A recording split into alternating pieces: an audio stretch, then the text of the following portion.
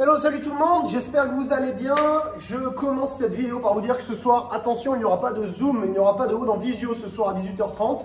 On se retrouve demain pour le haut en visio. Je vous fais quand même une petite vidéo pour l'explication du haut du jour, pour les plus courageux qui vont le faire à la maison sans l'appui du haut de Zoom avec moi ce soir.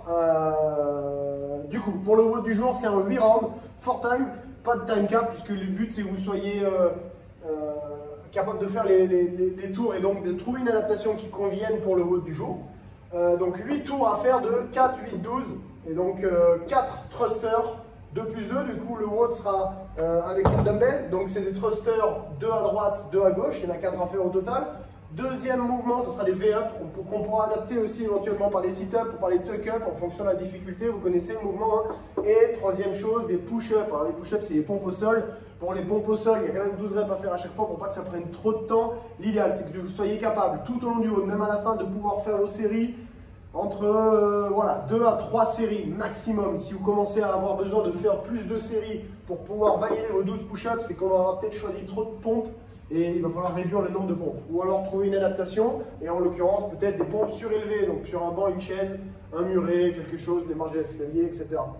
D'accord. Sur la partie thruster, du coup, je vous ai dit 2 plus 2, ça je vous l'impose hein, pour tout le haut. À chaque tour, vous serez obligé de faire 2 thrusters à droite, 2 thrusters à gauche. Alors pourquoi il y a si peu de thrusters? C'est parce que hier on a déjà fait les épaulés.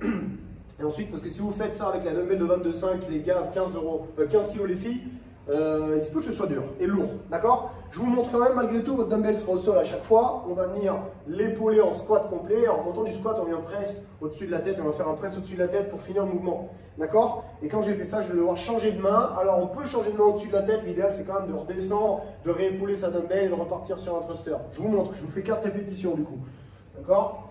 Là, un thruster, le deuxième, et je change de main pour faire la même chose ensuite de l'autre côté, un et le deuxième, ok?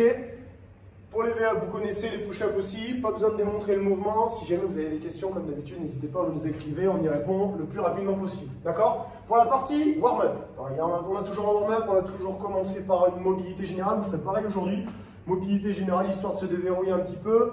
Et si jamais vous avez besoin de vous réchauffer parce que vous êtes dehors ou vous avez froid, on ne commencera pas par le tabata, vous commencerez déjà par faire un petit peu de corde à sauter, ou quelque chose, des jumping jacks, des burpees, quelque chose qui va vous faire monter un petit peu la température du corps et qui va vous aider à lutter contre le froid. Si jamais vous êtes chez vous, dans l'appart, il y a le chauffage, il ne fait pas trop froid, on peut commencer par ça. Ça, c'est quoi le Tabata? Le Tabata, vous connaissez le format, c'est 8 rounds de 20 secondes de travail, 10 secondes de récup.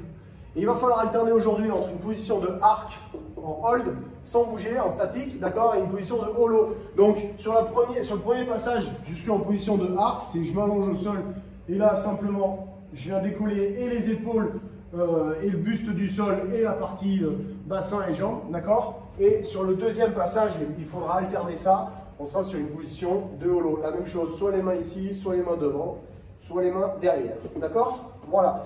Ça sera donc votre première partie d'échauffement. Sur la deuxième partie d'échauffement, on aura un seul mouvement à faire 12 fois. C'est un one arm man maker. Le man maker, je vais vous le montrer, c'est un mouvement qui est compliqué. Regardez bien la vidéo. On le fait des fois à la salle en échauffement ou en partie technique.